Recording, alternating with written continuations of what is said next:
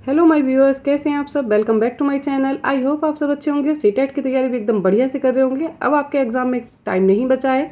यहाँ पर हम करने वाले हैं उसी को देखते हुए मैराथन क्लास। अगर आप चैनल पर नए हैं और आपने अब तक कोई वीडियो नहीं देखी है तो प्लीज़ जाइए चैनल को सब्सक्राइब कीजिए और प्ले लिस्ट में जाकर पुरानी सारी वीडियो देख लीजिएगा। यहाँ पर लेकर आए हैं हम NCERT बेस्ड क्वेश्चन जो आपकी EVS के सारी जो डाउट हैं वो क्लियर कर देंगे और यहीं से सारे क्वेश्चन बनेंगे। इससे बाहर नहीं आएगा कुछ भी। मैंने इसमें सारे टॉपिक कवर कर लिए हैं, साथ ही पेडागोजी भी करवाई है। तो चैनल पर बने रहिएगा, वीडियो को स्किप मत करिएगा। चलिए देख लेते हैं आज क्या दिया हुआ वीडियो में। ना होती है नॉर्मल जगह जहाँ घर होते हैं लैंड पर, वहाँ के क्वेश्चन बहुत कम आते हैं। ज़्यादातर इन्हीं टॉपिक से क्वेश्चन आते हैं एग्जाम में। उनके और मकानों के बारे में भी पूछा गया है। चलिए आते हैं अपने पहले टॉपिक की ओर। सबसे पहले में क्या है, यहाँ दे रखा है असम के मकान। तो असम के मकान कैसे होते हैं, उनकी विशेषताएं जान लेते हैं और इन्हीं के बेस हम लास्ट में क्वेश्चन भी करेंगे। तो वीडियो को स्किप ना करें और लास्ट तक बने रहें, पूरे क्वेश्चन देख कर जाएँ। साथ में आपकी प्रैक्टिस भी हो जाएगी और ये इंपॉर्टेंट क्वेश्चन है जो बार बार एग्जाम में आते हैं। चलिए देख लेते हैं सबसे पहले क्या कह रहे हैं।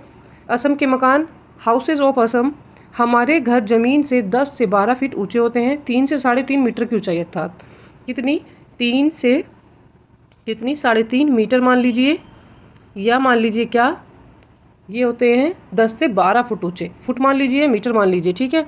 तो ये मीटर में मैं आपको बता रही हूँ, कभी कभी मीटर लिख के आ जाता है, कहीं कहीं फुट में दे देते हैं। नीचे क्या दिया है, नीचे दिया है इन्हें मजबूत बांस के खंभे बनाते हैं। क्या करते हैं, बांस के खंभों से इन घरों को ये बनाते हैं। लकड़ी के खंभे लेते हैं, उसको बांस के खंभे यहाँ पर मिलते हैं इनको। कई बार लकड़ी के खंभे लिख कर आ जाता है, कई बार बांस के खंभे लिख कर आ जाता है, तो कन्फ्यूज़ नहीं होंगे। ये घर अंदर से भी लकड़ी के ही बने होते हैं। ये जो घर होते हैं असम के कैसे होते हैं, अंदर से भी लकड़ी के बने होते हैं। और इनकी छत जो होती हैं वो कैसी होती हैं, छतें होती हैं इनकी कुछ इस प्रकार की। छत होती है इनकी ढालू टाइप की, जैसे झोपड़ी बनाते थे ना आप कभी ड्राइंग में याद हो तो उसी टाइप की इनके घरों की छतें होती हैं, जिससे कि क्या हो, यहाँ पर जो है वर्षा बहुत अधिक होती है तो जो पानी है वो इनकी छतों पर ना जाए। तो पानी जो है वो ढालू छत होने की वजह से नीचे गिर जाए। इसीलिए यहाँ पर बाढ़ की संभावना बहुत ज़्यादा रहती है। नदियाँ उफान पर होती हैं, बाढ़ आती है तो ज़मीन से 10 से 12 फुट ऊपर ही अपना घर बनाते हैं। और उस पर चढ़ने के लिए क्या करते हैं, एक लकड़ी की सीढ़ी लगाते हैं, जिससे कि अपने घर आराम से आ सके उतर सके। चलिए आगे देख लेते हैं। अब आ जाते हैं नेक्स्ट, मनाली का इलाका है। आपको पता ही होगा मनाली एक पहाड़ी इलाका है। हमारे यहाँ भी बारिश बहुत है और बर्फ़ भी पड़ती है। यहाँ पर क्या होता है, बारिश भी होती है और बर्फ़ भी पड़ती है साथ साथ। तो यहाँ के घर कैसे होते हैं, यहाँ पर जो घर बने होते हैं वो कैसे होते हैं, मकान पत्थर या लकड़ी से बनते हैं। तो यहाँ पर जो घर बनाए जाते हैं वे मकान कैसे बनाए जाते हैं, लकड़ी और पत्थर के बनाए जाते हैं। चलिए आगे आ जाते हैं। आगे कौन सा है, आगे दे रखा है लेह के मकान। जो लेह लद्दाख है उसके मकानों की बात हो रही है। तो ये कैसे होते हैं, तो यहाँ पर जो घर होते हैं ये होते हैं कैसे, यहाँ पर अधिकतर 2 मंजिला मकान बनते हैं। और क्या होता है, लेह में मकान के नीचे की मंजिल पर खिड़की नहीं होती है। यहाँ पर क्या होता है, 2 मंजिला मकान होते हैं और नीचे वाला जो हिस्सा होता है, ये फर्स्ट मान लीजिए, सेकंड मान लीजिए, तो ऊपर वाले हिस्से में तो क्या होंगी, खिड़की होंगी। पर नीचे वाला हिस्सा जो होता है, फर्स्ट फ्लोर आप जिसको बोलते हैं, ये बिल्कुल बंद होता है। इसमें कोई भी खिड़की ये नहीं होती है, बस केवल एक दरवाज़ा लगा होता है। और ये किस लिए होता है, ये मैं आपको बता देती हूँ। इसलिए होता है क्योंकि ये इसमें जब बहुत ज़्यादा सर्दी पड़ती है तो अपने जानवरों को ले जाकर बांध देते हैं।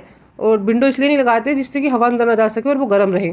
तो जानवरों की वजह से ही बनाया जाता है। और यहाँ के सभी लोग नीचे जो है ग्राउंड का जो घर अपना बनाते हैं फर्स्ट वाला, उसमें क्या रखते हैं, अपने जानवरों को रखते हैं। और जिसमें विंडो वगैरह लगी होती हैं उसमें वे खुद रहते हैं। चलिए आ जाते हैं, देखते हैं आगे क्या दे रखा है इसमें। यहाँ पर दिया है छत को क्या करते हैं, छत को मजबूत करने हेतु पेड़ों के मोटे तने इस्तेमाल किए जाते हैं। जो छत होती हैं उनको बनाने के लिए क्या करते हैं, पेड़ों के तने का यूज़ किया जाता है। छतें क्या होती हैं, समतल यहाँ पर होती हैं। यहाँ की जो छत है वो प्लेन होती है, समतल होती हैं। और आगे क्या कह रहे हैं, आगे दिया है क्या, लेह के मकान में छत का बहुत ज़्यादा उपयोग है, बहुत महत्वपूर्ण हिस्सा इसको माना जाता है। यहाँ गर्मियों में फल सब्जियाँ सुखा ली जाती हैं क्योंकि यहाँ ठंड में सब्जियाँ खाने के लिए नहीं मिलती हैं। तो यहाँ पर लोग क्या करते हैं, फलों को और सब्जियों को जो समतल छत होती है उसके ऊपर सुखा लेते हैं गर्मियों में, जिससे कि वो उनकी सर्दियों में काम आ सके। क्योंकि यहाँ पर सर्दियों में सब्जियाँ नहीं मिलती हैं क्योंकि वहाँ बहुत ज़्यादा बर्फ़ गिरती है। तो चलिए आ जाते हैं नेक्स्ट पर। यहाँ पर हम आ गए हैं कश्मीर के मकान। कश्मीर के मकान कैसे होते हैं, कश्मीर में शिकारा घूमने हेतु हाउस बोट टूरिस्ट हेतु प्रयोग होती है। तो शिकारा जो होता है ये घूमने के लिए लोग प्रयोग करते हैं। और जो हाउस बोट होती है वो टूरिस्ट आते हैं, जो बाहर से आते हैं घूमने वाले, तो वो उसमें उसका प्रयोग करते हैं। ये यहाँ पर झीलों में चलाई जाती हैं। यहाँ क्या दे रखा है, हाउस बोट जो है क्या, 80 फुट लंबाई, 8 से 9 फुट चौड़ाई होती है इसकी। जो हाउस बोट होते हैं और यहाँ पर दे रखा है कश्मीर में मकान की खिड़कियाँ बाहर की ओर उभरी हुई होती हैं। एक जैसे पुराने यहाँ पर राजस्थान में भी होती है ना, थोड़ी बाहर को उभरी हुई खिड़कियाँ अच्छी सी बनी हुई, तो इनको क्या बोला जाता है? इन्हें डब बोला जाता है। ठीक है, खिड़कियाँ बाहर की तरफ उभरी होती हैं उन्हें डब बोलते हैं। और जो ये इनके हाउस बोट वगैरह होते हैं, जो ये नाव होती हैं, तो इन पर क्या होता है?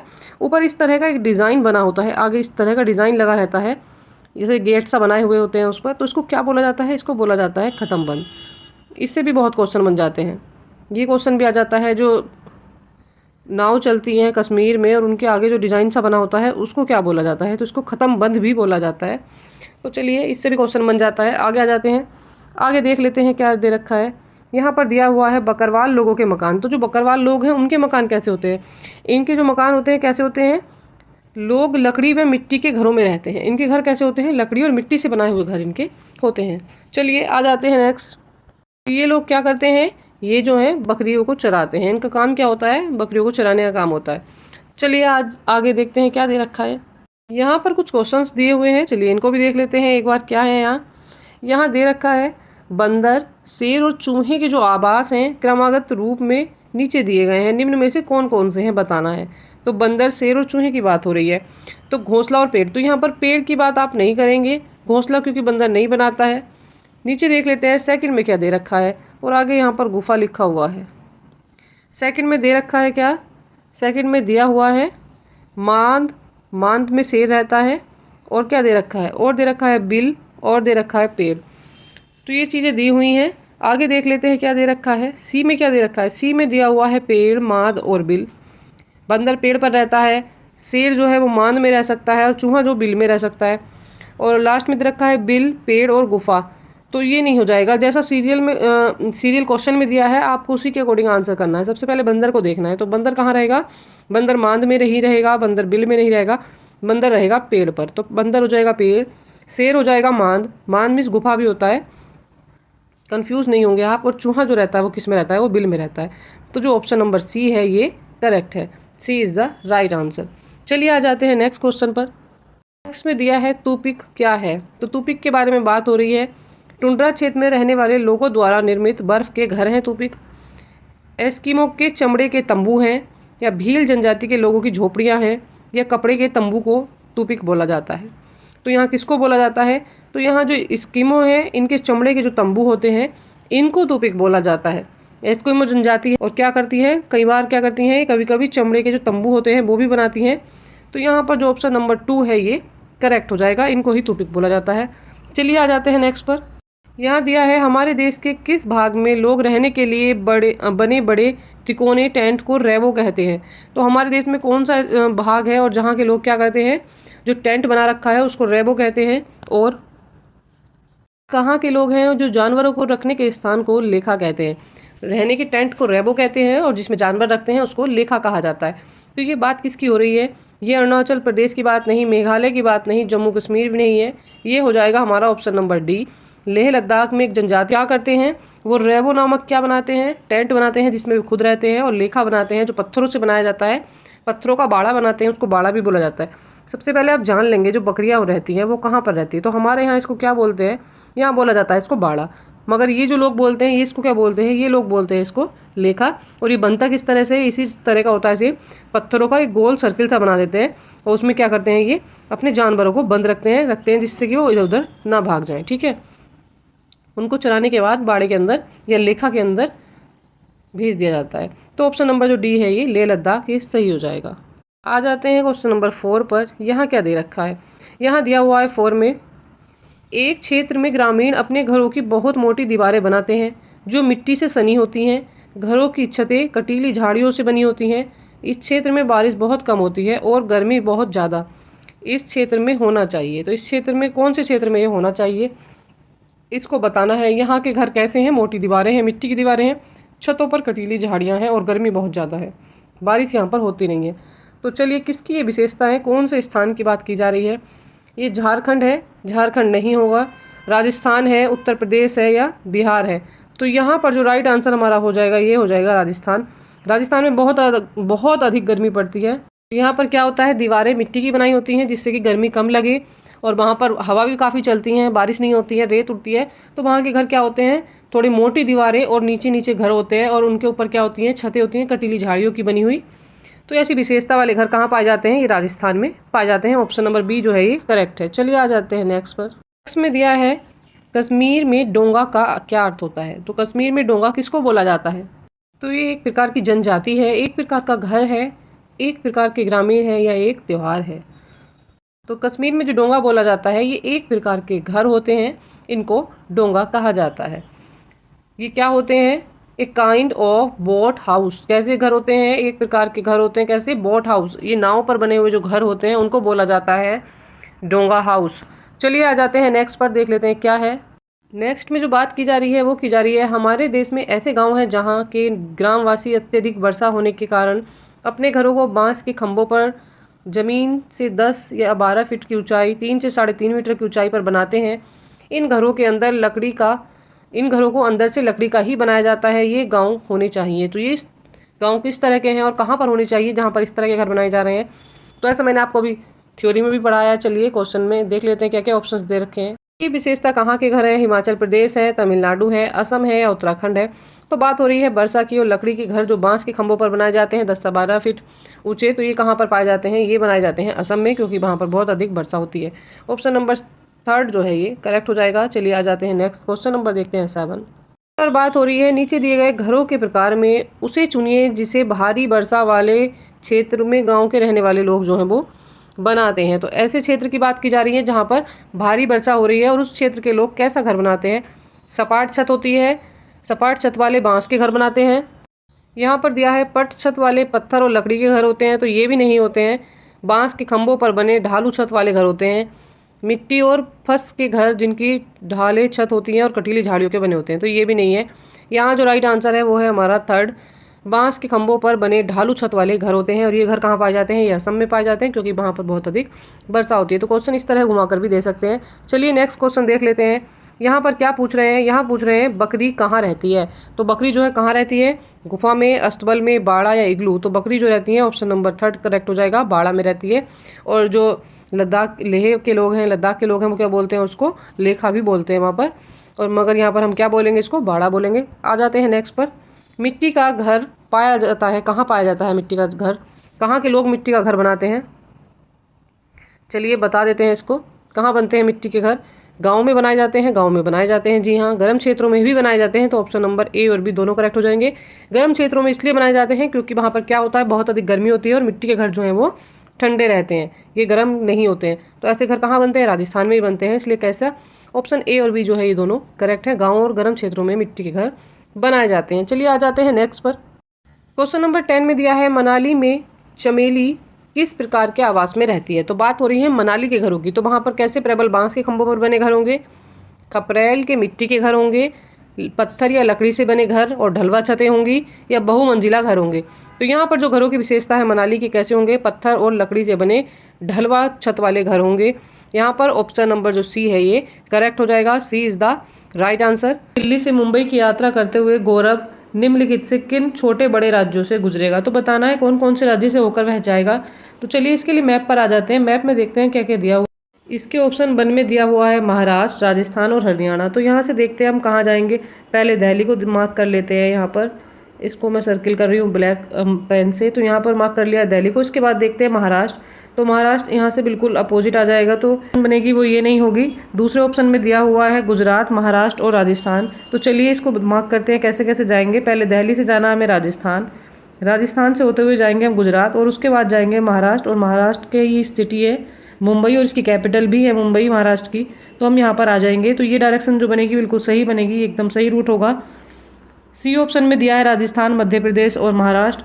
हमें जाना है महाराष्ट्र, तो इसके लिए हमें मध्य प्रदेश से नहीं जाना। अगर मध्य प्रदेश जाना है तो फिर हमें यूपी से होते हुए जाना पड़ेगा। तो ऑप्शन नंबर जो सी है ये रॉन्ग हो जाएगा। बी में दिया है मध्य प्रदेश और छत्तीसगढ़। तो यहाँ पर छत्तीसगढ़ बिल्कुल ही अपोजिट हो जाएगा, उससे होते हुए यहाँ पर नहीं जा सकते हैं आप। यहाँ पर कोई रूट नहीं बनता है इसका। जो सीधा एक रास्ता बनता है इसका हो जाएगा सीधा राजस्थान, गुजरात और मुंबई। तो ऑप्शन नंबर जो बी है हमारा ये हो जाएगा करेक्ट। तो इसी के लिए आपको क्या करना है, आपको पहले मैप को लर्न कर लेना है। उसके बाद आप सिटी याद रखेंगे, स्टेट याद रखेंगे, तो इजीली आप इस तरह के क्वेश्चन जो है कर पाएंगे। चलिए देखते हैं क्वेश्चन नंबर 2 में क्या है। यहाँ पर करेक्ट हो जाएगा जो है वो option number B, Gujarat, Maharashtra और राजस्थान वाले जो सिटी हैं, जो शहर हैं, इनसे होते हुए दिल्ली से मुंबई की यात्रा की जा सकती है। चलिए आते हैं क्वेश्चन नंबर 2 पर। यहाँ में दिया हुआ है क्या, एक रेलगाड़ी अहमदाबाद से त्रिवेंद्रम की ओर जाती हुई कई सुरंगों से गुजरती है। ये सुरंगें किन पहाड़ियों में हो सकती हैं? तो कौन सी पहाड़ी में ये सुरंगें पड़ती हैं बताना है। जा रहे हैं कहाँ, अहमदाबाद से त्रिवेंद्रम।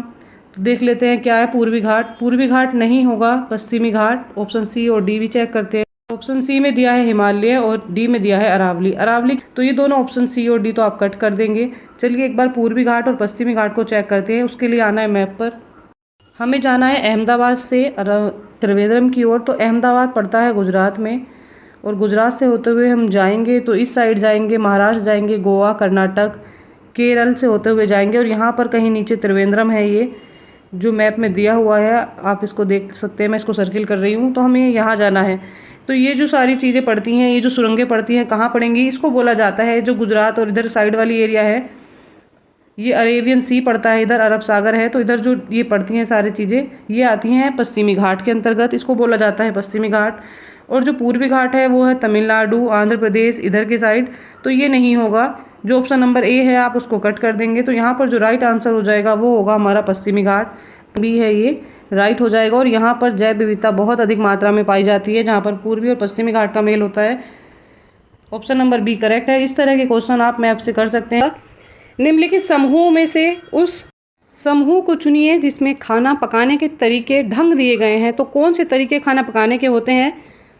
चलिए, ये सभी के यहाँ कॉमन होता है, खाना सभी के यहाँ सेम तरीके से बनता है। तो देख लेते हैं कौन कौन से तरीके हैं यहाँ पर। यहाँ दे रखा है क्या, यहाँ दे रखा है नंबर 1 में तल कर, भिगो कर, भून कर, सेक कर, तल कर या भून कर। और यहाँ पर दिया है 3rd में उबाल कर, गूंद कर या भून कर, सेक कर, उबाल कर या बेल कर। तो बेलना एक उसकी क्रिया हो जाती है, मगर जो तरीका होता है, जो ढंग होता है, वो क्या होता है खाना बनाने का? खाने को सेकते हैं, उसको तलते हैं और भूनते हैं, भून कर। यहाँ पर जो ऑप्शन नंबर 2 है ये करेक्ट हो जाएगा। सेकंड वाला जो आंसर है ये राइट है। Second is the right answer. चलिए आ जाते हैं नेक्स्ट पर, देखते हैं क्वेश्चन नंबर 2 में क्या है। यहाँ पर क्या दिया है, एक छात्र अपनी पसंद और नापसंद के बारे में चर्चा करते हुए कहता है कि मुझे और मेरे भाई दोनों को साफ खाना बहुत पसंद है। जब भी हमारी इच्छा होती है तो हम किसी होटल में जाकर लिंग हूप हैन खाते हैं। बताइए यह छात्र कहाँ से संबंधित है? मैंने अभी इसी के बारे में आपको बताया है कि ये कहाँ की डिश है। चलिए देखते हैं आपको लर्न हुआ या नहीं हुआ है। देख लेते हैं ऑप्शन क्या दे रखे हैं। ऑप्शन यहाँ पर दिए हुए हैं, ओडिशा है, अरुणाचल प्रदेश है, असम है या हांगकांग है। तो जी हाँ, यहाँ पर जो राइट आंसर हो जाएगा वो क्या है हमारा, वो है हांगकांग। लिंग हूप हैन जो खाया जाता है वो कहाँ खाया जाता है, वो हांगकांग में खाया जाता है। और ये एनसीईआरटी बेस्ड क्वेश्चन है जो प्रीवियस ईयर पेपर में बहुत बार आए हैं। कुछ वहाँ से उठाए हैं, कुछ गैसिंग पेपर हैं, तो गैसिंग पेपर के क्वेश्चंस हैं, तो प्लीज़ कंफ्यूज नहीं होइएगा और इनको अच्छे से रिवाइज कर लीजिएगा, आपके यहाँ से क्वेश्चन जरूर बनेंगे। चलिए आ जाते हैं नेक्स्ट पर, देख लेते हैं नेक्स्ट में क्या दिया है। यदि आप रेलगाड़ी से अहमदाबाद की यात्रा करते हैं तो दुकानदार स्टेशन पर इनमें से कौन सा चीज़ जो है अधिक बेचते हुए मिलेंगे? यहाँ पर दिया है छोले भटूरे, लस्सी, इडली चटनी तथा बड़ा पाव चटनी, पूरी, साग और ठंडा दूध, ढोकला चटनी, नींबू वाले चावल। तो यहाँ पर जो राइट आंसर हो जाएगा, चलिए कौन सा हो जाएगा देख लेते हैं और बता देते हैं। ऑप्शन नंबर जो 4 है यह करेक्ट हो जाएगा। बात कहाँ की हो रही थी? बात हो रही थी गुजरात की। अहमदाबाद गुजरात का ही एक शहर है। चलिए आ जाते हैं नेक्स्ट, देख लेते हैं यहाँ पर क्या है। यहाँ दे रखा है नारियल के तेल में पकी हुई समुद्री मछली खाना निम्नलिखित में से हमारे देश के किस राज्य के अधिकतर लोगों को पसंद आता है, या अधिकतर लोग पसंद करते हैं। तो बात किसकी हो रही है? नारियल के तेल में मछली पकी हुई जो खाई जाती है, समुद्री मछली। तो वहाँ पर कौन सा आ जाएगा स्टेट, कौन से स्टेट का नाम ये आ जाएगा? यहाँ पर गोवा है, बिहार हो जाएगा, या क्या हो जाएगा, जम्मू कश्मीर है, मिजोरम है। तो यहाँ पर जो राइट आंसर हो जाएगा वो कौन सा है? तो यहाँ पर राइट आंसर हमारा हो जाएगा ऑप्शन नंबर 1। यहाँ का राइट आंसर होगा गोवा। गोवा में क्या है, नारियल के तेल में पकी हुई समुद्री मछली खाना जो है लोग पसंद करते हैं। चलिए A is the right answer. आ जाते हैं इसी के साथ नेक्स्ट पर, क्वेश्चन नंबर देख लेते हैं 5 में क्या है दिया है। निम्नलिखित में से किस क्षेत्र का लोकप्रिय व्यंजन या भोजन नारियल डली हुई किसी भी करी के साथ उबले हुए टैपियोका के साथ खाया जाता है? नारियल की करी किसके साथ खाई जाती है? टैपियोका के। और ये कहाँ पर खाई जाती है बताना है। तो केरल है, ऑप्शन 1 में आगे देख लेते हैं। यहाँ दे रखा है पश्चिम बंगाल, बिहार और उत्तर प्रदेश। तो जो राइट आंसर हो जाएगा वो हमारा ऑप्शन नंबर 1 है। यहाँ पर राइट आंसर हमारा होने वाला है केरल। केरल में खाया जाता है टेपियोका और नारियल की डली हुई चटनी या करी आप उसको बोल सकते हैं। चलिए आ जाते हैं नेक्स्ट पर। क्वेश्चन नंबर देख लेते हैं यहाँ पर 6। उत्पम किस राज्य का पकवान है, हमें बताना है। तो उत्पम जो है किस राज्य का पकवान है, ये केरल में खाया जाता है, पश्चिम बंगाल में खाया जाता है, तमिलनाडु में खाया जाता है या उत्तर प्रदेश में खाया जाता है। तो ऑप्शन नंबर 3 जो है ये करेक्ट है। उत्पम जो है कहाँ खाया जाता है, ये तमिलनाडु की एक डिश है, तमिलनाडु में ज़्यादा खाया जाता है। तमिलनाडु का ये प्रसिद्ध भोज्य पदार्थ है। चलिए आ जाते हैं नेक्स्ट पर। ये डिश है तमिलनाडु की। क्वेश्चन नंबर देख लेते हैं 7 में क्या दिया है, दाल बाफला किस राज्य का पकवान है। तो दाल बाफला कहाँ पर खाया जाता है, केरल में खाया जाता है, पश्चिम बंगाल में खाया जाता है, मध्य प्रदेश या उत्तर प्रदेश। तो दाल बाफला कहाँ खाया जाता है, चलिए आंसर देख लेते हैं। आंसर है इसका 3। ये कहाँ खाया जाता है, ये खाया जाता है मध्य प्रदेश में। मध्य प्रदेश का ये भोजन है, दाल बाफला खाया जाता है मध्य प्रदेश में। तो चलिए आ जाते हैं नेक्स्ट पर, देख लेते हैं क्वेश्चन नंबर 8 में क्या है। क्वेश्चन नंबर 8 में दिया है कचनार की सब्जी किस राज्य की डिश है। तो कचनार की सब्जी किस राज्य में खाई जाती है, ये मैंने आपको पढ़ा दिया है। ऑप्शन देखते हैं, केरल है, पश्चिम बंगाल है, मध्य प्रदेश है या उत्तर प्रदेश है। तो जी हाँ, इसका राइट आंसर हो जाएगा ऑप्शन नंबर 4। उत्तर प्रदेश में जो है कचनार के फूलों की सब्जी खाई जाती है। चलिए आ जाते हैं इसी के साथ नेक्स्ट पर, देख लेते हैं क्वेश्चन नंबर 9 में क्या है। यहाँ पर दे रखा है सहजन के फूलों की सब्जी कहाँ पर खाई जाती है। तो इस क्वेश्चन में दे रखे हैं यहाँ पर 5 ऑप्शंस। तो चलिए 5 के 5 ऑप्शंस हम यहाँ पर चेक कर लेते हैं। तो क्या क्या दिए हैं, यहाँ दे रखा है केरल, पश्चिम बंगाल, मध्य प्रदेश, उत्तर प्रदेश और महाराष्ट्र। तो सहजन के फूलों की सब्जी कहाँ पर खाई जाती है, तो राइट आंसर क्या हो जाएगा हमारा, राइट आंसर हो जाएगा ऑप्शन नंबर 5 महाराष्ट्र। महाराष्ट्र में ही सहजन के फूलों की सब्जी खाई जाती है। चलिए आ जाते हैं नेक्स्ट पर, देखते हैं क्वेश्चन नंबर 10 में क्या है। जिंघो और पोस्तो किस राज्य के व्यंजन हैं। तो जिंघो और पोस्तो किस राज्य में खाए जाते हैं, केरल है, पश्चिम बंगाल है, मध्य प्रदेश है। ऑप्शन 4 भी देख लेते हैं। 4 में दिया है बिहार। तो यहाँ पर जो राइट आंसर है वो है हमारा 2। चलिए आते हैं 2 पर, क्या दिया है, यहाँ पर दे रखा है पश्चिम बंगाल। तो पश्चिम बंगाल में जो है जिंघो और पोस्तो नामक व्यंजन खाए जाते हैं। Second is the right answer. चलिए आ जाते हैं नेक्स्ट पर। क्या दे रखा है, हमारे देश के निम्नलिखित में से किस हिस्से में लोग अपने आंगनों में टेपियोका और नारियल जैसे खाद्य पदार्थ उगाते हैं और उन्हें उनका उपयोग करके तैयार भोजन बहुत स्वादिष्ट लगता है। तो नारियल और टेपियोका कहाँ उगाया जाता है, ये बात भी हो रही है। तो क्वेश्चन ऐसे घुमाकर भी आ सकता है। चलिए देख लेते हैं ऑप्शंस क्या क्या दिए हैं। यहाँ दे रखा है आंध्र प्रदेश, असम, गोवा और केरल। तो यहाँ जो राइट आंसर हमें मिल जाएगा वो क्या है, इसके 2 क्वेश्चन आपको मैंने भी कराए हैं। इसकी करी के साथ कहाँ पर खाया जाता है, नारियल की चटनी के साथ, नारियल की करी के साथ टेपियोका, और आंगन में कहाँ उगाया जाता है, ये भी देख ली, क्वेश्चन बन गया यहाँ पर। तो जो राइट आंसर हमारा हो जाएगा वो हो जाएगा हमारा ऑप्शन नंबर 4। ऑप्शन नंबर 4 यहाँ पर करेक्ट है। केरल की बात हो रही है, केरल में ऐसा किया जाता है और ये आंसर करेक्ट हो जाएगा। चलिए क्वेश्चन पर पहला है, भारत की राजधानी की स्थिति के सापेक्ष लखनऊ उत्तर प्रदेश की जो राजधानी है और जयपुर जो राजस्थान की राजधानी है उनकी दिशाएं क्रम से बतानी है। तो लखनऊ और जयपुर की हमें दिशा बतानी है, किसके सापेक्ष, भारत की राजधानी दिल्ली के सापेक्ष बतानी है। इस तरह से घुमा के क्वेश्चन देते हैं, पर क्वेश्चन ज़्यादा टफ नहीं है, बिल्कुल सिंपल क्वेश्चन है। तो चलिए उसके लिए हमें आ जाना है मैप पर। हम देख लेते हैं मैप। मैंने मैप आपको लर्न भी कराया है, अगर आपने EVS की वीडियो नहीं देखी है तो प्लीज़ जाकर देखिएगा। तो चलिए मैप पर आते हैं। मैप में हमने देखा है क्या कि यहाँ पर जो सेंटर में है, यहाँ क्या आता है, यहाँ आ जाता है हमारा दिल्ली, और दिल्ली के सापेक्ष हमें दोनों की जो लोकेशन है वो बतानी है कि कौन सी सिटी जो है, कौन सी जो कैपिटल है वो कहाँ पर आ रही है। तो सबसे पहले हम देख लेते हैं, दिल्ली से अगर हम इधर की साइड चलते हैं तो यहाँ पर आ जाता है हमारा यूपी, और इसी में है जो कैपिटल क्या है, यूपी की जो कैपिटल है लखनऊ, वो कहीं यहाँ पर आ जाती है। ठीक है, तो ये हम इसको लिख देते हैं यहाँ पर L। लखनऊ के लिए मैं इसको L लिख रही हूँ। चलिए लखनऊ के लिए मैंने इसको L लिख दिया है। अब हमें देखना है क्या, जयपुर। तो जयपुर और राजस्थान पड़ता है इधर कहीं गुजरात के साइड जाते हुए। तो यहाँ पर ये एरिया जो है राजस्थान का है, तो यहाँ पर आप जयपुर सिटी को मान सकते हैं। तो उसके लिए लिख रही हूँ मैं J। ठीक है, इससे आपको ये क्लियर हो जाएगा, इसके लिए मैंने J लिख दिया है। तो अब हमें करना क्या है, हमें दिल्ली के सापेक्ष देखना है, तो हमें एक लाइन खींच लेनी है। आप यहाँ पर एक ऐड का साइन लगा लेंगे जहाँ पर जो सिटी से आपको देखना है। तो यहाँ पर इसके ऊपर के साइड क्या रहेगा, फिर ये हो जाएगा नॉर्थ, इसके अपोजिट में आएगा साउथ, और इधर के साइड आ जाएगा ईस्ट, और यहाँ पर आ जाएगी डायरेक्शन में वेस्ट। अब यहाँ पर जो डायरेक्शन बनती है ये नॉर्थ ईस्ट है, यहाँ की जो डायरेक्शन है ये क्या बन जाएगी, साउथ ईस्ट है, और ये क्या है, वेस्ट साउथ है, दक्षिण पश्चिम बोला जाएगा इसको। और यहाँ पर जो आएगी ये क्या आ जाएगी, यहाँ आ जाएगी दक्षिण उत्तर, या उत्तर दक्षिण की बोल सकते हैं आप इसको। तो चलिए हमें पहले दिल्ली के सापेक्ष लखनऊ देखना है। तो दिल्ली के सापेक्ष लखनऊ किधर आता है, ये आता है हमारा कौन सी डायरेक्शन में, ये आता है दक्षिण पूर्व की डायरेक्शन, ये दक्षिण और पूर्व की डायरेक्शन बोला जाता है। तो यहाँ पर आ जाएगा हमारा लखनऊ, ये है दक्षिण पूर्व की डायरेक्शन। उसके बाद देखते हैं हम जयपुर। तो जयपुर आता है हमारा कौन सा, दक्षिण पश्चिम की जो डायरेक्शन है इसमें। तो इस डायरेक्शन में हमारा आ जाएगा क्या, जयपुर आ जाएगा। चलिए इसको मैं ब्लैक से आपको दिखा देती हूँ, ये आ जाएगी हमारी दक्षिण पश्चिम की डायरेक्शन। तो हमें आंसर जो मिल गया है वो क्या है, चलिए अपने आंसर पर आ जाते हैं। यहाँ से हम आंसर देख लेते हैं कौन सा ऑप्शन हमारा करेक्ट हो जाएगा। यहाँ पर जो करेक्ट होगा वो होगा हमारा option number B. B is the right answer.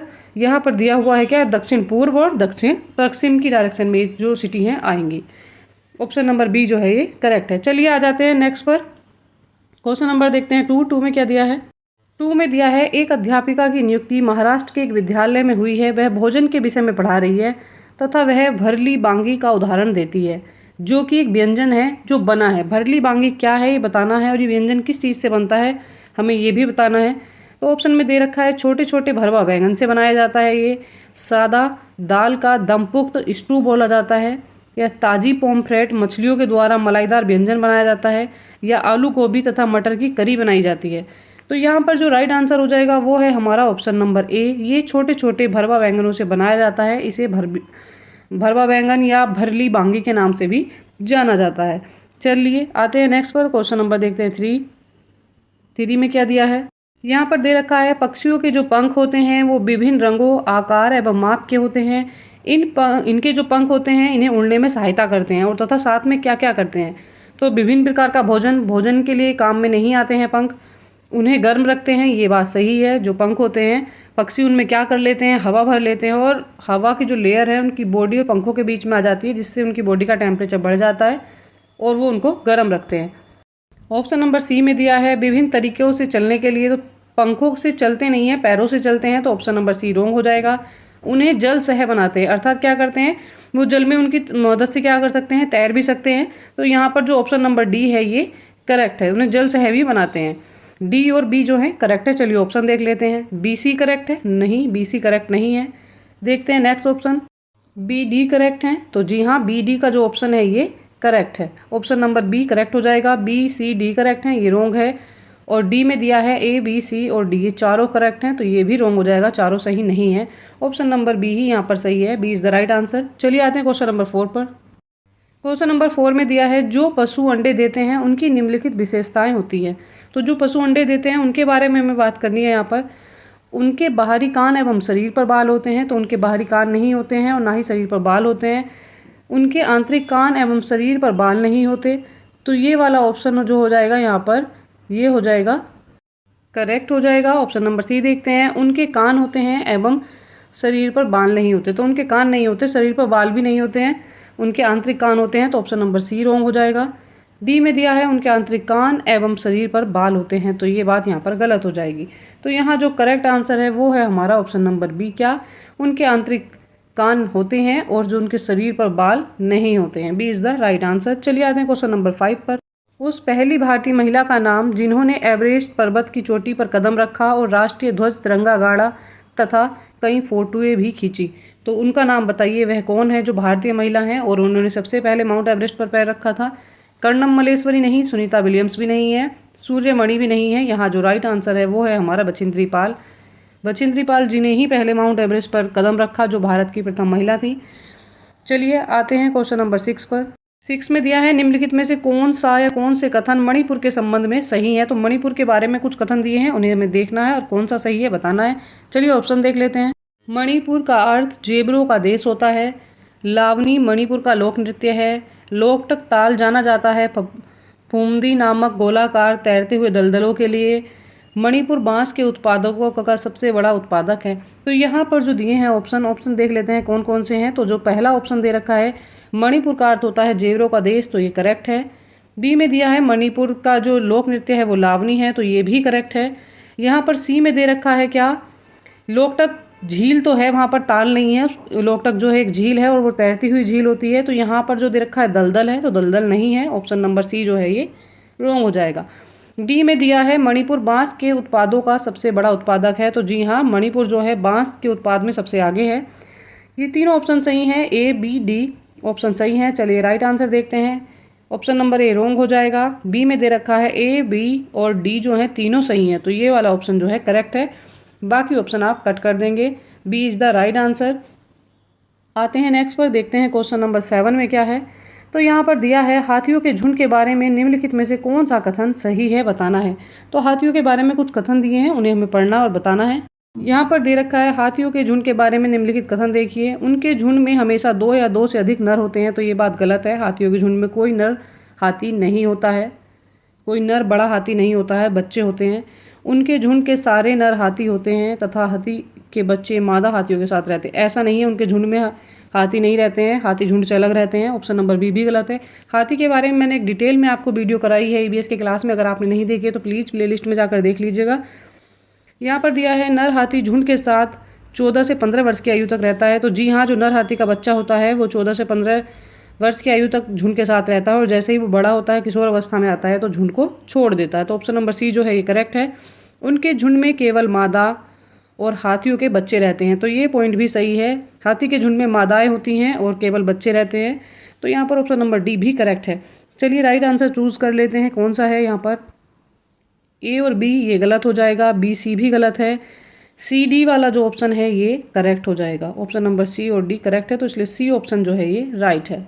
Option number A D तो ये रॉन्ग हो जाएगा, सी इज़ द राइट आंसर। चलिए आ जाते हैं नेक्स्ट पर। क्वेश्चन नंबर 8 में दिया है कक्षा 5 की पाठ्य पुस्तक में गोलकुंडा किले का मानचित्र दिया गया है। इस पर दाहिने नीचे की ओर पैमाना छपा हुआ है। पैमाने पर 1 सेंटीमीटर बराबर 110 मीटर दिखा रखा है। यदि इस मानचित्र पर फतेह दरवाज़ा और पट्टन चेरू दरवाजे के बीच की दूरी 15.2 सेंटीमीटर है, तो इन दोनों स्थानों के बीच की वास्तविक दूरी हमें बतानी है। तो हमें यहाँ पर करना क्या है, 1 किलोमीटर लिख लेते हैं। 1 किलोमीटर बराबर कितने होते हैं यहाँ पर, 1000 मीटर। ठीक है, 1 किलोमीटर हो गए 1000 मीटर के। ठीक है, और यहाँ क्वेश्चन में आपको दिया क्या हुआ है, यहाँ दिया है 1 सेंटीमीटर बराबर 110 मीटर, तो 110 मीटर है और इसको हमें किलोमीटर में चेंज करना है क्योंकि आंसर जो है वो हमारा किलोमीटर में है। तो इसको क्या करेंगे हम, 1000 से आप इसको डिवाइड कर देंगे, भाग कर देंगे। तो यहाँ 0 से जो है ये 0 कैंसिल हो जाएगा और यहाँ ऊपर क्या बचता है 11 और यहाँ पर नीचे क्या है, 1 के बाद 2 जीरो हैं, तो इसको हम भाग कैसे करेंगे, 2 जीरो हैं और ऊपर भी 2 अंक हैं, तो 2 अंक के पहले क्या है हम दशमलव लगा देंगे, तो 0.11 किलोमीटर में हमें मिल गया है। चलिए 1 सेंटीमीटर बराबर होता है 0.11 किलोमीटर। तो हमें क्या करना है, 15 सेंटीमीटर दिया है और इनके बीच की दूरी ज्ञात करनी है। तो कैसे करेंगे, 15.2 और मल्टीप्लाई कितना 0.11 किलोमीटर से आप इसको मल्टीप्लाई कर देंगे, तो बराबर में जो आंसर आएगा आप इसकी मल्टीप्लाई कर सकते हैं। अगर आपको नहीं आती तो चलिए मैं इसको बेसिक से भी आपको समझा देती हूँ। 15.2 है और इसको मल्टीप्लाई करनी है 0.11 से। तो चलिए पहले हम 1 से करते हैं। 1 2 जा 2, 1 5 जा 5, 1 1 जा 1। दोबारा मल्टीप्लाई करेंगे तो क्या आएगा, यही आएगा 2 5 और 1। 1 से किसी को भी मल्टीप्लाई करें तो वही डिजिट आते हैं। तो चलिए ये हमारे पास आ गया है। अब हमें इसमें करना क्या है, हमें इसको ऐड कर लेना है। तो ऐड करेंगे आप इसको, 2 है 5 और 2 7 हो जाएगा, 1 और 5 6 होगा और 1 का 1 रहेगा यहाँ पर। ठीक है, अब पॉइंट आपको देखना है कहाँ लगाना है। तो पॉइंट के बाद 2 अंक हैं, 1 2 और 1 ये, तो कितने हुए, पॉइंट के बाद कितने 3 अंक हो जाएंगे। तो पीछे से लास्ट से हम काउंट करते हैं 1 2 और 3, तो 3 अंक के पहले हम यहाँ पर पॉइंट लगा देंगे। तो हमारा जो आंसर आ जाएगा ये आ जाएगा 1.672। तो चलिए इतने किलोमीटर आ गया है। कौन से ऑप्शन में है ये, 72। ये ऑप्शन नंबर सी में है, सी इज़ द राइट आंसर। सी वाला जो ऑप्शन है हमारा करेक्ट हो जाएगा। चलिए आ जाते हैं नेक्स्ट पर, देखते हैं क्वेश्चन नंबर 9 में क्या दिया है। यहाँ पर दे रखा है सोना की सहेली तारा मिजोरम से है। तारा को हिंदी बोलने में परेशानी होती है क्योंकि मिजोरम में बोली जाने वाली प्रमुख भाषाएं हैं। तारा की सहेली मिजोरम से और वो हिंदी नहीं बोल पा रही है, तो वहाँ कौन कौन सी भाषा बोली जाती हैं, खासी और असमी नहीं बोली जाती है, मेतेलान और अंग्रेजी भी नहीं, माओ और बंगाली भी नहीं। वहाँ पर मीजो, लुसेई और कुकी भाषा बोली जाती है। जो मिजोरम की भाषा है वो कौन कौन सी है, मीजो, लुसेई और कुकी। ऑप्शन नंबर बी जो है ये करेक्ट है। चलिए आते हैं क्वेश्चन नंबर 10 पर। यहाँ पर दिया हुआ है क्या, यहाँ दे रखा है पेट्रोलियम तथा कोयले का अनवीनीकरणीय ईंधन कहा जाता है। इनको दोबारा से प्राप्त नहीं किया जाता, ये अनवीनीकरणीय ईंधन है। तो क्यों कहा जाता है, क्योंकि प्रदूषण फैलाते हैं? ऐसा नहीं है, वो चीज़ें दोबारा से रिसाइकिल नहीं हो सकती जो प्रदूषण फैलाती हैं, ऐसा कुछ नहीं है यहाँ पर। चलिए ऑप्शन बी चेक करते हैं। बी में दिया है महंगे हैं, तो महंगे की वजह से ऐसा नहीं कि इनको दोबारा से रिसाइकिल नहीं कर सकते। प्रभाजी आसवन के द्वारा प्राप्त किए जाते हैं, यह बनने में कई साल लगते हैं।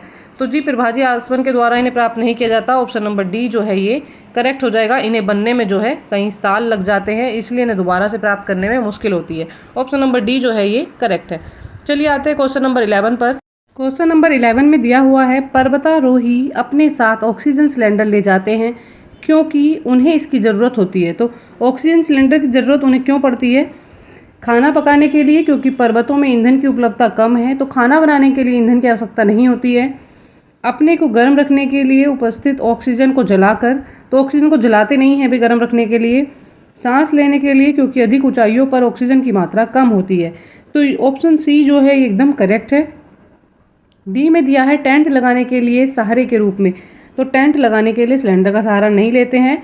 जो ऑप्शन सी है ये करेक्ट है। सांस लेने में उन्हें प्रॉब्लम होती है, अधिक ऊंचाई पर जाने पर जो ऑक्सीजन लेवल है वो कम हो जाता है, तो ऑक्सीजन सिलेंडर की मदद से वो ऑक्सीजन लेते रहते हैं। उन्हें सांस लेने में दिक्कत ना हो इसलिए सिलेंडर लेकर जाते हैं साथ। ऑप्शन नंबर सी जो है ये करेक्ट है। चलिए आते हैं नेक्स्ट, देखते हैं क्वेश्चन नंबर 12 में क्या है। क्वेश्चन नंबर 12 में है अरब सागर के 3 भारतीय तटवर्ती प्रदेश और या राज्य आपको बताने हैं। तो कौन से हैं तटवर्ती राज्य और प्रदेश? तो कर्नाटक है, तमिलनाडु है और आंध्र प्रदेश है। तो हमें पूछा है कौन सा, तो अरब सागर के लिए पूछा है। तो अरब सागर किधर के साइड है? अरब सागर इधर के साइड है। ये वाला जो एरिया है ये सब जो है ये अरब सागर है। तो यहाँ पर पूछा है क्या, तो यहाँ पर जो है कर्नाटक और तमिलनाडु आप बोल सकते हैं, पर जो आंध्र प्रदेश है वो नहीं है। तो ऑप्शन नंबर जो ए है ये रॉन्ग हो जाएगा। बी में दे रखा है महाराष्ट्र, कर्नाटक और पुद्दुचेरी। तो महाराष्ट्र कर्नाटक है, पर जो पुद्दुचेरी है ये नहीं है, तो इसलिए ऑप्शन नंबर बी भी गलत हो जाएगा। पुद्दुचेरी कहीं इधर आता है। सी में दिया है गोवा, महाराष्ट्र और केरला। तो यहाँ पर गोवा है, यहाँ पर महाराष्ट्र है और इसी के नीचे जस्ट क्या आ जाता है, यहाँ पर केरला आ जाता है। तो ये जो तीनों स्टेट हैं, ये जो तीनों राज्य हैं, ये अरब सागर से लगते हुए हैं। भारतीय तटवर्ती राज्य हैं तीनों हैं, तेलंगाना, केरल और कर्नाटक। तो तेलंगाना नहीं है, ये बीच में आता है, ये यहाँ पर आ जाता है, तो इसलिए तेलंगाना भी नहीं होगा। तो जो हमारा राइट ऑप्शन है वो कौन सा हो जाएगा? ऑप्शन नंबर सी जो है ये करेक्ट हो जाएगा। ये सारी चीज़ें मैं आपको मैप में क्लियर कर चुकी हूँ, मैंने मैप पढ़ाए हैं, तो प्लीज़ मैप वाली वीडियो नहीं देखी है तो उनको ज़रूर देख लेना। ऑप्शन नंबर सी करेक्ट हो जाएगा। सी इज़ द राइट आंसर। चलिए आते हैं नेक्स्ट, देखते हैं क्वेश्चन नंबर 13 में क्या है। में दिया हुआ है राजस्थान का पारंपरिक नृत्य है जिसमें घूंघट वाली महिलाएं नृत्यांगनाएं सर पर परसात या परात बोलते हैं और से 9 पीतल के घड़ों को संभालती हैं। क्या करती हैं? सर पर अपने 9 पीतल के घड़े रखती हैं और करती हैं, तो क्या कहलाती हैं? उन्हें क्या बोलते हैं? कालबेलिया बोलते हैं, कथक बोलते हैं, तेहरा ताली बोलते हैं या भवाई बोलते हैं। तो यहाँ पर जो राइट आंसर है वो है ऑप्शन नंबर डी, इसको बोला जाता है भवाई बोला जाता है। ऑप्शन नंबर डी करेक्ट है। चलिए आते हैं नेक्स्ट, देखते हैं क्वेश्चन नंबर 14 में क्या है। 14 में दिया है मधुबनी एक प्रसिद्ध है। मधुबनी क्यों प्रसिद्ध है और क्या है? ये झील है, राजस्थान में है। तो मधुबनी राजस्थान में नहीं है और ना ही है कि झील है, ये बिहार में है। बिहार की एक शॉल है, बिहार की शॉल नहीं है मधुबनी। आंध्र प्रदेश की बुनी हुई साड़ी है, तो ना ही आंध्र प्रदेश की बुनी हुई साड़ी है। बिहार की एक प्रकार की लोक चित्रकला या चित्रकारी आप इसको बोल सकते हैं। ऑप्शन नंबर डी जो है ये करेक्ट है। बिहार की चित्रकला है और बिहार का एक स्थान भी है, तो ये दोनों चीज़ें जो हैं करेक्ट हैं। ऑप्शन नंबर डी ई जो है ये करेक्ट है। चलिए राइट आंसर पर आ जाते हैं। बाकी जो ऑप्शन है वो आप कट कर देंगे। ए बी वाला नहीं होगा, बी सी नहीं है, बी डी ई भी नहीं है। यहाँ पर जो राइट आंसर है वो केवल डी और ई ऑप्शन जो है ये करेक्ट है, तो इसलिए डी ऑप्शन जो है ये राइट हो जाएगा। D is the right answer. चलिए आते हैं नेक्स्ट, देखते हैं क्वेश्चन नंबर 15 में क्या है। में दिया हुआ है शोभित किताब में एक चित्र देखता है जिसमें लड़कियों को गोटियां खेलते तथा लड़कों को क्रिकेट खेलते दिखाया गया है।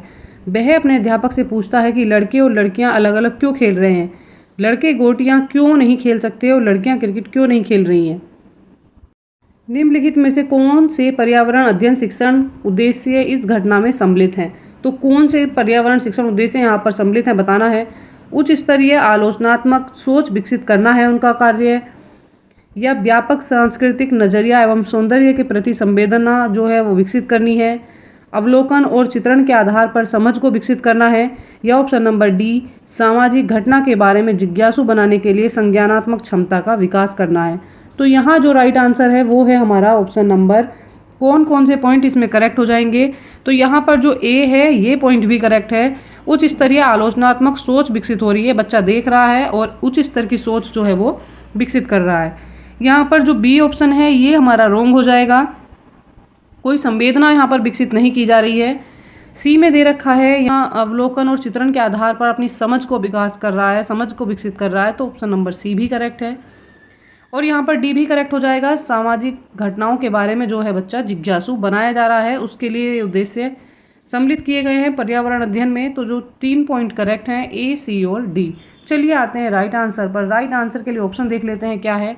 ए बी सी वाला ऑप्शन ये रॉन्ग हो जाएगा, बी सी डी वाला भी रॉन्ग हो जाएगा, ए बी और डी वाला जो ऑप्शन है ये भी रॉन्ग हो जाएगा। यहाँ पर जो ऑप्शन नंबर डी है ये करेक्ट है, जिसमें दे रखा है ए, सी और डी, तीनों ऑप्शन जो हैं ये करेक्ट हैं। चलिए आते हैं नेक्स्ट को देखते हैं क्वेश्चन नंबर 16 में दिया है जहाँ 10 से 12 फुट अर्थात 3 से 3.5 मीटर ऊंचाई पर घर बनाए जाते हैं। ये भीतर से लकड़ी के बने हैं, इन घरों की छतें ढालू हैं और यह गांव निम्नलिखित में से कहाँ होना चाहिए? तो इस तरह का गांव कहाँ होता है जहाँ घर 3 से 3.5 मीटर की ऊंचाई पर लकड़ी के खंभों पर बनते हैं और क्या होता है लकड़ी के ही घर बने होते हैं, उनकी छतें जो होती हैं ढालू होती हैं। हिमाचल प्रदेश में पत्थर के घर बने होते हैं, तो ये नहीं होगा, छत तो ढालू होती हैं पर घर जो है पत्थर के बनते हैं। उत्तराखंड भी नहीं है, आंध्र प्रदेश नहीं। ये जो राइट आंसर है ये हो जाएगा असम, क्योंकि असम में बहुत अधिक वर्षा होती है और जिसके कारण वहाँ पर बाढ़ आती रहती है बार बार। तो जब बाढ़ आती है तो लोगों को रहने में दिक्कत हो जाती है, इसलिए लोग क्या करते हैं लकड़ी के खंभों पर जो है अपना घर बना लेते हैं, जो 3 से 3.5 मीटर की ऊंचाई पर बना होता है और नीचे से एक सीढ़ी लगी होती है ऊपर चढ़ने के लिए। और इनकी छतें जो होती हैं ढालू होती हैं, जिससे कि वर्षा का पानी घर के अंदर ना आए। ऑप्शन नंबर सी जो है ये करेक्ट है। चलिए आते हैं क्वेश्चन नंबर 17 पर। 17 में दिया हुआ है दक्षिण भारत का सबसे बड़ा मेला जो आदिवासियों का उत्सव होता है उसका क्या नाम है? तो आदिवासी उत्सव का नाम हमें बताना है। चलिए ऑप्शन देखते हैं। कुंभ मेला, तो कुंभ मेला नहीं होगा, खर्ची उत्सव भी नहीं है, गंगा जी मेला उत्सव भी यहाँ पर नहीं होगा। यहाँ जो राइट आंसर है वो है समक्का, सरलम्मा और जात्रा। इसका नाम क्या है? समक्का, सरलम्मा और जात्रा। ये वाला जो नाम है ये आदिवासियों का उत्सव है। चलिए आते हैं नेक्स्ट, देखते हैं क्वेश्चन नंबर 18 में क्या है। ये इस तरह के क्वेश्चन आप सोच रहे होंगे कि इस तरह के क्वेश्चन कैसे आ जाते हैं। इस तरह के क्वेश्चन ईबीएस में इसलिए आते हैं क्योंकि पेपर जो होता है वो एनसीईआरटी बेस्ड होता है और जो एनसीईआरटी की बुक्स में पढ़ाया जाता है उसी तरह के क्वेश्चन वहाँ से उठाकर दिए जाते हैं। तो ऐसे क्वेश्चन आते हैं और ये बार बार रिपीट होते हैं। जो मैं करा रही हूँ ये टॉप मोस्ट क्वेश्चन है, तो इसीलिए आप इनको अच्छे से कर लेंगे। यहाँ पर दिया है 18 में, यह एक सामाजिक चिंता का विषय है कि भारत में बहुत से शहरों में मल जल अब भी। तो कौन सी बात चिंता का विषय है कि जो शहरों में मल जल है, जो गंदा पानी है, जो हमारे टॉयलेट हैं उनका जो गंदा पानी आता है उसका क्या किया जा रहा है? मशीनों के द्वारा साफ़ है। तो अगर साफ़ होगा तो चिंता का विषय नहीं है, इसलिए रोंग हो जाएगा। जो मैला ढोने वाले हैं उनके द्वारा हाथ से सफाई की जाती है, सबसे अच्छी सुविधा है। तो सब यहाँ पर सुविधा नहीं है। यमुना में भी बहुत गंदगी डाली जा रही है, तो इसलिए यहाँ पर सुविधा नहीं होगी। ऑप्शन नंबर सी जो है ये रोंग है। निजी कंपनियों के स्वामित्व में है, तो निजी कंपनियों के अंडर में ये नहीं है। यहाँ पर क्या है, मैला ढोने के लिए मैला और ढोने वालों द्वारा हाथों से सफाई की जाती है। जो मैला धोते हैं, जिसको साफ़ करते हैं, कौन करते हैं? आदमी करते हैं और हाथों से साफ़ करते हैं। यह है बहुत चिंता का विषय है। तो जो ऑप्शन नंबर बी है ये करेक्ट हो जाएगा।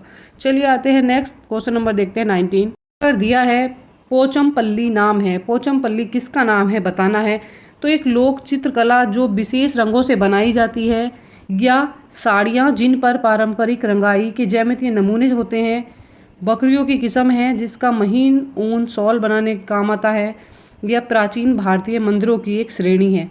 तो यहाँ पर जो राइट आंसर है वो क्या है? पोचमपल्ली जो है एक साड़ी है और ये कहाँ बनती है? ये तेलंगाना में बनती है।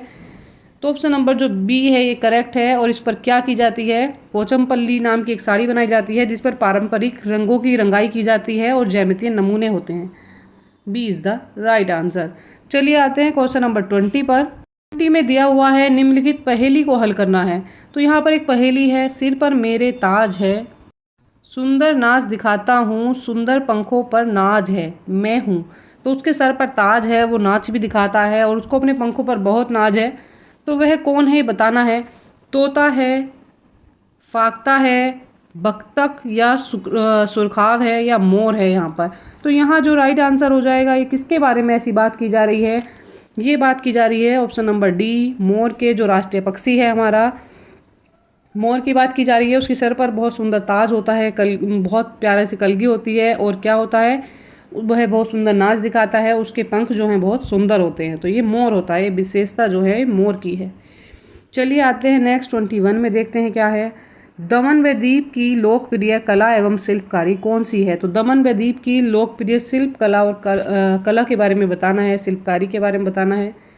तो यहाँ पर राइट ऑप्शन कौन सा हो जाएगा, चलिए ऑप्शन चेक कर लेते हैं। यहाँ दे रखा है बांस की शिल्पकारी वहाँ पर नहीं होती, वर्ली चित्रकारी भी नहीं, पत्थर की शिल्पकारी भी वहाँ पर नहीं है। वहाँ पर जो शिल्पकारी होती है वो कछुए के कवच की शिल्पकारी होती है। जो कछुए का कवच होता है उसके ऊपर कलाकारी की जाती है, उसके ऊपर शिल्पकारी की जाती है। ऑप्शन नंबर डी जो है ये करेक्ट है। चलिए आते हैं 22 पर। यहाँ दिया हुआ है विटामिनों तथा खनिज लवणों का सूक्ष्म पोषक तत्व क्या है बताना है। तो विटामिन और खनिज लवणों के सूक्ष्म पोषक तत्व कौन से होते हैं। इनको केवल कृत्रिम संपूरकों द्वारा प्राप्त किया जा सकता है। इनकी कमी अभाव से विविध प्रकार के रोग हो जाते हैं। मनुष्य में इनकी आवश्यकता कम मात्रा में होती है। ये सभी खाद्य पदार्थों के महत्वपूर्ण घटक हैं। तो यहाँ पर जो सही है वो है हमारा ऑप्शन नंबर सी। मनुष्य के शरीर में जो है इनकी आवश्यकता बहुत कम मात्रा में होती है, पर आवश्यकता होती जरूर है। तो जो खनिज लवण और विटामिन है ये सूक्ष्म पोषक तत्व इसीलिए कहलाए जाते हैं क्योंकि इनकी आवश्यकता शरीर को कम रूप में होती है। ऑप्शन नंबर सी जो है ये करेक्ट है, सी इज़ द राइट आंसर। आते हैं 23 पर। 23 में दिया है पाश्चुरीकृत द्वारा दूध को लगभग तक गर्म किया जाता है, फिर अचानक अति ठंडा करके भंडारण किया जाता है। तो कितने डिग्री सेंटीग्रेड पर इसको गर्म किया जाता है बताना है। तो जो पैकिंग के लिए दूध होता है उसकी पाश्चुरीकृत की जो एक टाइमिंग होती है वो क्या है बतानी है हमें। तो यहाँ पर 15 मिनट के लिए नहीं है, 3 मिनट के लिए भी नहीं है, 5 मिनट के लिए नहीं है। तीनों ऑप्शन जो है आप ये कट कर देंगे। आप याद रखेंगे दूध को केवल 15 से 30 सेकंड के लिए करते हैं, मिनट के लिए नहीं, सेकंड के लिए 70 डिग्री सेंटीग्रेड पर गर्म किया जाता है और उसको अचानक से अति ठंडा करके उसका क्या किया जाता है, स्टोरेज किया जाता है, उसको भंडारित किया जाता है, पैकिंग की जाती है। ऑप्शन नंबर डी जो है ये करेक्ट है। चलिए आते हैं नेक्स्ट, देखते हैं 24 में क्या है। यहाँ पर क्या दिया हुआ है, यहाँ दे रखा है भौतिक विशेषताओं के आधार पर कद्दू के जो पौधे होते हैं उसमें किसमें वर्गीकृत किया जा सकता है, उन्हें किस कैटेगरी में रखा जा सकता है बताना है। यहाँ पर आरोही लता होती हैं, झाड़ी बोल सकते हैं, या बिसर्पी लता है या साग हैं। तो ये साग भी नहीं है, झाड़ी भी नहीं है, आरोही ये लता भी यहाँ पर नहीं होंगी। ये हो जाएंगे ऑप्शन नंबर जो सी है ये करेक्ट है। ये बिसर्पीकार लताएं होती हैं, ये फैलती चली जाती हैं, अर्थात इनके तने जो होते हैं वे कमज़ोर होते हैं और ये भूमि पर फैल कर चलती हैं, इसलिए इन्हें क्या बोला जाता है, बिसर्पी लता बोला जाता है। जिस प्रकार सांप जमीन पर लेट कर चलता है, रेंग कर चलता है, उसी प्रकार ये लताएं भी जमीन पर रेंगती हुई और फैलती हुई चलती हैं। इनका तना जो है कमज़ोर है। कुछ मजबूत तने की जो बेल होती हैं, जैसे अंगूर की बेल हो गई या मनी प्लांट की बेल हो गई, तो इनको क्या बोला जाता है, इनको आरोही लता बोला जाता है। पर यहाँ पर जो राइट आंसर है ये ऑप्शन नंबर सी है। चलिए आते हैं 25 पर। क्वेश्चन नंबर 25 में दिया है उंगलियों से छूकर एवं महसूस करके जो पढ़ने की क्रिया है उसका प्रयोग किन लोगों के द्वारा किया जाता है। जो सुन नहीं सकते, जो बोल नहीं सकते, जो छू नहीं सकते या जो देख नहीं सकते।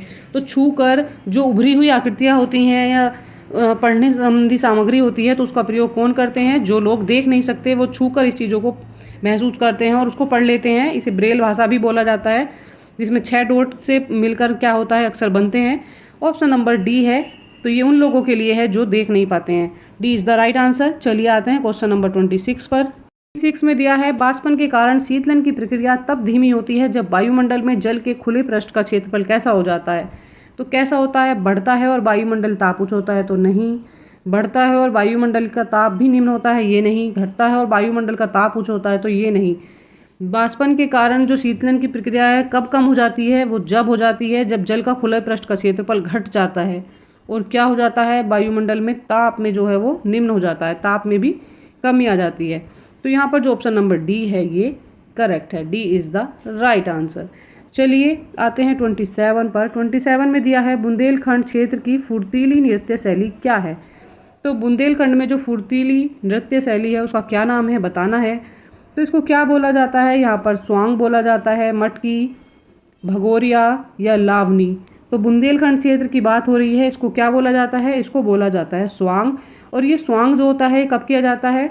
वहाँ पर जब लड़के की बारात चली जाती है उसके बाद इस तरह का नृत्य किया जाता है, इसको स्वांग बोलते हैं और भाई के नाम से भी जाना जाता है। और ये तब होता है जब बुंदेलखंड में जो है बारात चली जाती है, लड़के पक्ष के यहाँ पर एक नृत्य किए जाते हैं, डांस किए जाते हैं और उसमें कुछ जो है नाटक किए जाते हैं, कुछ भूमिकाएं निभाई जाती हैं, तो उसको स्वांग बोला जाता है।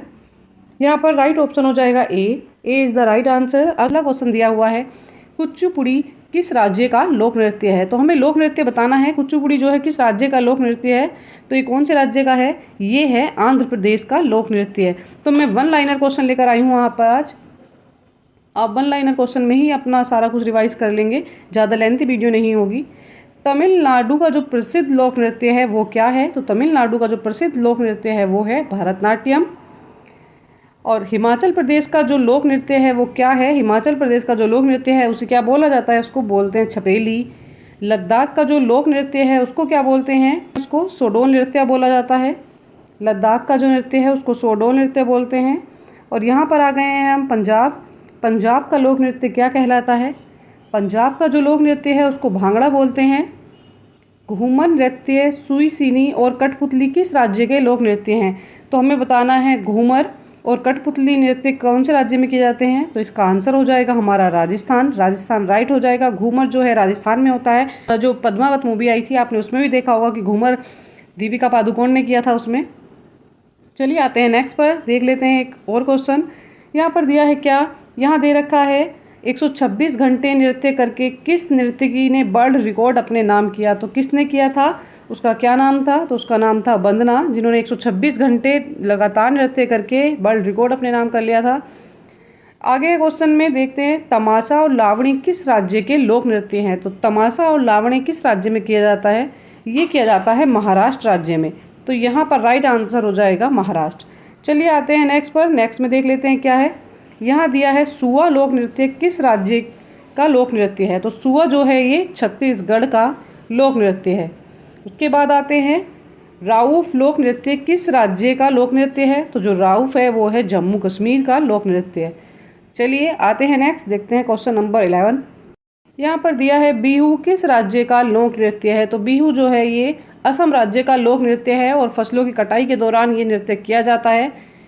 क्वेश्चन नंबर 12 में है, छड़ी किस राज्य का लोक नृत्य है? तो छड़ी जो है ये हरियाणा का लोक नृत्य है।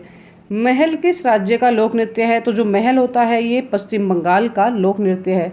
चलिए आ जाते हैं नेक्स्ट पर, देख लेते हैं, भगोरिया किस राज्य का लोक नृत्य है? भगोरिया मध्य प्रदेश का नृत्य है। उसके बाद आते हैं हम, मोनी किस राज्य का लोक नृत्य है? मोनी जो है ये महाराष्ट्र में किया जाता है, तो इसका आंसर हो जाएगा महाराष्ट्र। 16 में देख लेते हैं यहाँ क्या दिया हुआ है। यहाँ पर दे रखा है, महारस नाट रस व मणिपुरी किस राज्य का लोक नृत्य है? तो ये किस राज्य का है? मणिपुरी, तो ये मणिपुर का है। दगला किस राज्य का लोक नृत्य है? दगला जो है छत्तीसगढ़ में किया जाता है, ये वहाँ का प्रसिद्ध लोक नृत्य है। चलिए आते हैं नेक्स्ट पर, कीर्तन किस राज्य का लोक नृत्य है? तो कीर्तन जो है किस राज्य का लोक नृत्य है? कीर्तन जो है पश्चिम बंगाल का एक प्रसिद्ध लोक नृत्य है। अब आ जाते हैं गजन पर। गजन किस राज्य का लोक नृत्य है? गजन जो है ये त्रिपुरा में किया जाता है, त्रिपुरा का लोक नृत्य है। आते हैं क्वेश्चन नंबर 20 पर, कथकली किस राज्य या प्रांत से संबंधित है? तो कथकली जो है ये कहाँ का क्लासिकल डांस है? क्लासिकल डांस ऑफ केरला, तो ये केरल में किया जाता है। चलिए आ जाते हैं नेक्स्ट पर, देखते हैं 21 में दिया हुआ है यहाँ, कथक नृत्य जो होता है कहाँ का शास्त्रीय नृत्य है? तो कथक कहाँ पर किया जाता है?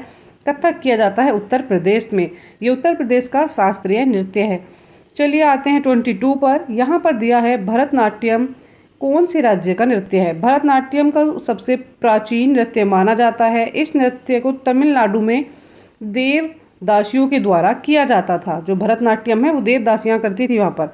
चलिए देखते हैं 23 में क्या है। यहाँ दिया हुआ है, कर्नाटक का लोक नृत्य क्या है? तो जो कर्नाटक है उसका लोक नृत्य क्या है? यहाँ पर कर्नाटक में जो लोक नृत्य किया जाता है वो है यक्षगान। यहाँ पर होता है यक्षगान और गुल्लू कुनीथा, ये दोनों नृत्य जो हैं कर्नाटक में किए जाते हैं। जो इसका प्रसिद्ध है वो मेन यक्षगान आता है। देखते हैं 24 में क्या है, मध्य प्रदेश का लोक नृत्य कौन सा है? तो जो सैला है वो मध्य प्रदेश का लोक नृत्य है। चलिए आते हैं 25 पर। 25 के साथ साथ आ गए हम पंजाब पर। यहाँ दे रखा है भंगड़ा या भांगड़ा कौन से राज्य का नृत्य है। तो जो भंगड़ा या भांगड़ा है ये कहाँ का नृत्य है, ये पंजाब का एक जीवंत लोक संगीत व लोक नृत्य है, ये पंजाब में किया जाता है। पर आ जाते हैं 26 में दे रखा है उत्तराखंड का लोक नृत्य क्या है। तो बताना है उत्तराखंड का लोक नृत्य क्या है।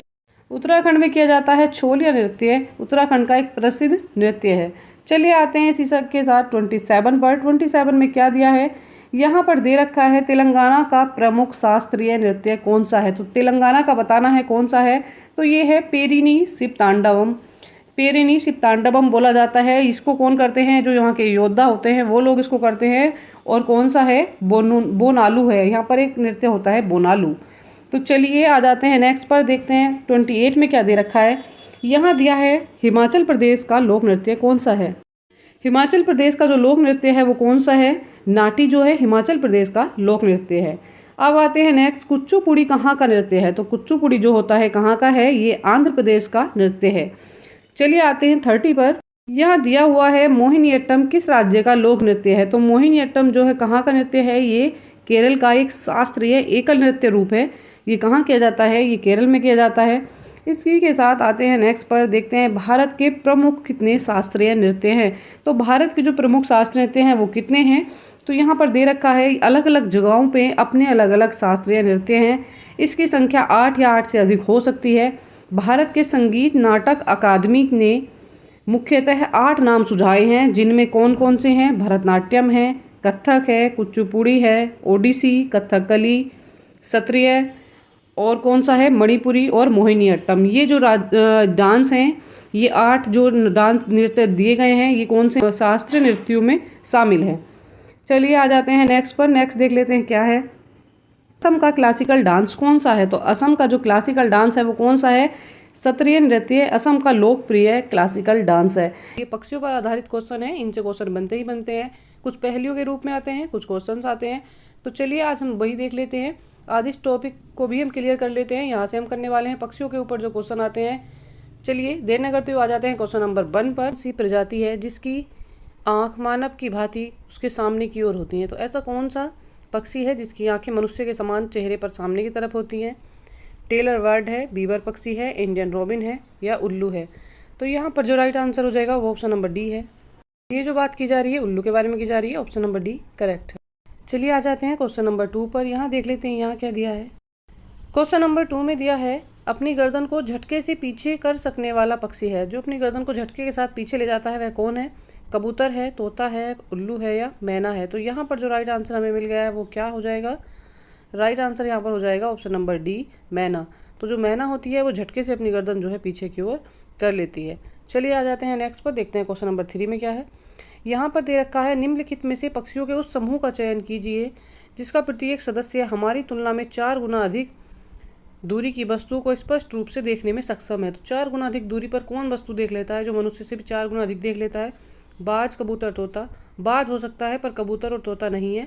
आते हैं नेक्स्ट ऑप्शन पर। यहाँ पर दिया है कौवा, चील, बुलबुल। तो कौवा नहीं है, बुलबुल भी नहीं है, चील तो हो सकता है। बाज, चील और गिद्ध। बाज, चील, गिद्ध जो है ये तीनों बहुत तेज़ी से देख सकते हैं। इनकी जो देखने की क्षमता है बहुत अधिक होती है। तो ये वाला जो ऑप्शन है ऑप्शन नंबर सी ये करेक्ट हो जाएगा। ऑप्शन डी में दिया है फाख्ता, कौवा, मोर, ये भी नहीं होगा। ऑप्शन नंबर सी करेक्ट है, सी इज़ द राइट आंसर। बाज, चील और गिद्ध की जो देखने की क्षमता होती है वो मनुष्य से बहुत अधिक होती है, 4 गुना अधिक होती है। ये आसमान में ऊपर उड़ते हुए भी ज़मीन पर दाना देख लेते हैं। चलिए देखते हैं क्वेश्चन नंबर 4 में क्या है। यहाँ पर दे रखा है क्या, कोयल अपना घोंसला आम के पेड़ों पर बनाती है। तो जी नहीं, कोयल जो है घोंसला बनाती नहीं है, वो अपने अंडे कौवे के घोंसले में देती है, तो इसलिए रॉन्ग हो जाएगा। चलिए नेक्स्ट देख लेते हैं क्या है। नेक्स्ट में दे रखा है इंडियन रॉबिन अपना घोंसला नर्म टहनी, जड़ों, ऊनों आदि से बनाता है। बी और थर्ड में दिया हुआ है बारवेल एक छेद में अपना घोंसला बनाता है।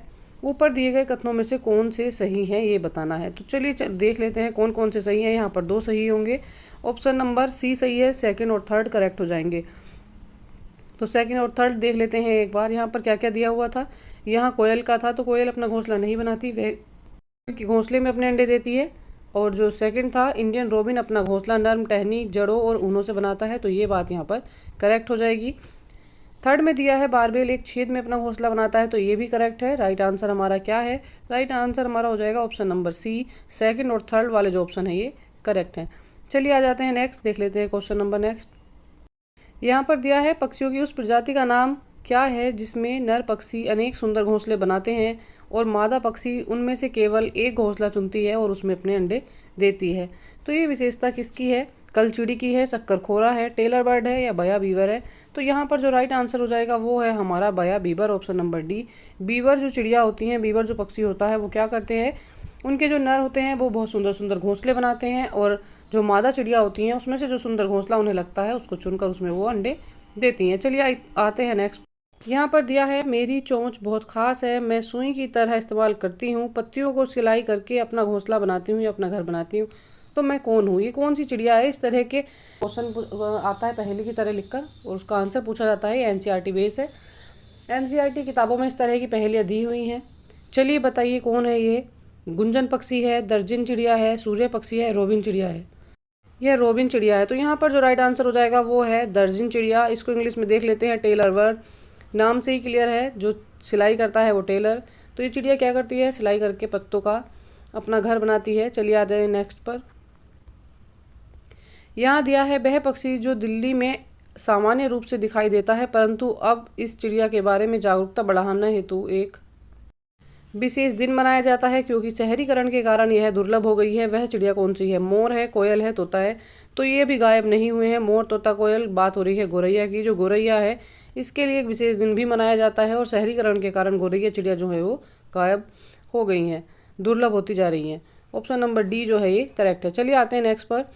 यहाँ पर दे रखा है क्या?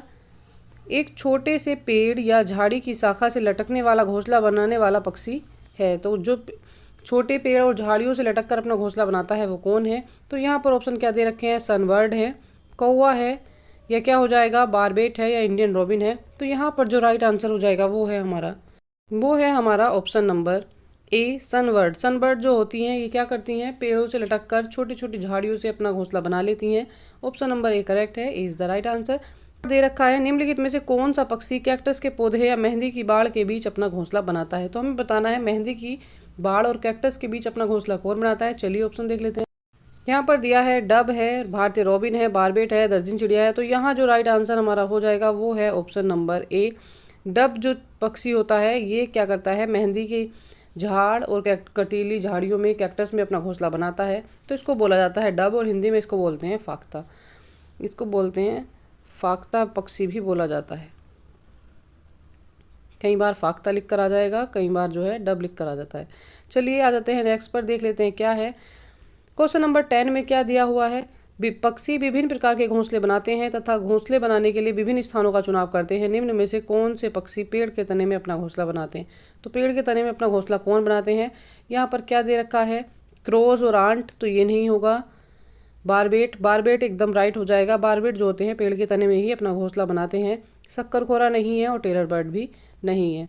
चलिए आ जाते हैं नेक्स्ट पर, देख लेते हैं क्या है। क्वेश्चन नंबर 11 में क्या दे रखा है? यहाँ पर दिया है किस प्रकार के पक्षी की चोंच मीट को काटने और खाने के काम आती है? तो कौन सी प्रकार की जो चोंच होती है पक्षियों की जो मीट को काटने और खाने के काम आती है? तिकोने आकार की चोंच होती है, सीधी और पतली चोंच होती है? यहाँ पर दिया है हुक जैसी चोंच होती है या लंबी पतली सुई जैसी चोंच होती है? तो जो हुक जैसी चोंच होती है वो मीट के काटने के काम आती है। तो ऑप्शन नंबर जो 3 है ये करेक्ट हो जाएगा। चलिए आ जाते हैं क्वेश्चन नंबर 12 पर। यहाँ क्या दिया है? यहाँ दे रखा है निम्नलिखित में से कौन सा सबसे छोटा प्रवासी पक्षी जो उत्तरी ध्रुवीय क्षेत्र से भारत आता है? ऐसा पक्षी है, चलिए बताइए। सिख पर बत्तख है, इसको पिनटेल डक बोला जाता है। छोटी मत्स्य कुरकुरी ऑस्प्रे है या हंसावर फ्लेमिंगो है या छोटी जल रंग स्टिंट बोला जाता है इसको, ये है। तो यहाँ पर जो राइट आंसर है ये हो जाएगा हमारा ऑप्शन नंबर डी। छोटी जल रंग स्टिंट इसको बोला जाता है जो उत्तरी ध्रुवीय क्षेत्र से भारत आती है। चलिए देख लेते हैं नेक्स्ट क्वेश्चन। यहाँ पर क्या दे रखा है? एक छोटे से पेड़ या झाड़ी की शाखा से लटकने वाला घोंसला कौन बनाता है? तो यहाँ पर क्या क्या ऑप्शन दे रखे हैं? यहाँ दिया है सूर्य पक्षी, शक्करखोरा, कौवा, बारबेट, बसंत गौरी या कलचिड़ी। तो ये राइट आंसर हो जाएगा, ये हो जाएगा शक्करखोरा और सूर्य पक्षी इसको बोला जाता है। यहाँ पर बात की जा रही है, जब पर्यावरण अध्ययन के शिक्षक अपने बच्चों को चिड़ियाघर लेकर जाते हैं तो वह किस उद्देश्य की पूर्ति करना चाहते हैं। तो किस उद्देश्य की पूर्ति हेतु बच्चों को वो चिड़ियाघर लेकर गए हैं, बताना है। चलिए ऑप्शंस देख लेते हैं। बच्चों को जानवरों के संरक्षण के प्रति संवेदनशील बनाना चाहते हैं, बच्चों को मज़ेदार तरीके से सिखाने का मौका दे रहे हैं, वास्तविक जीवन की परिस्थितियों और कक्षा विद्यार्जन के बीच परस्पर संबंध स्थापित कर रहे हैं, या बच्चों में पशुओं को पालने के कौशल विकसित कर रहे हैं। यहाँ पर देखते हैं, इस क्वेश्चन में सारे ही पॉइंट जो है पॉजिटिव लग रहे हैं, पर ऐसा नहीं है, कोई एक है जो ज़्यादा सुटेबल है। तो वो कौन सा हो जाएगा? ऑप्शन नंबर डी देखते हैं पहले। पशुओं को पालने के कौशल विकसित करना ये टीचर का कार्य नहीं।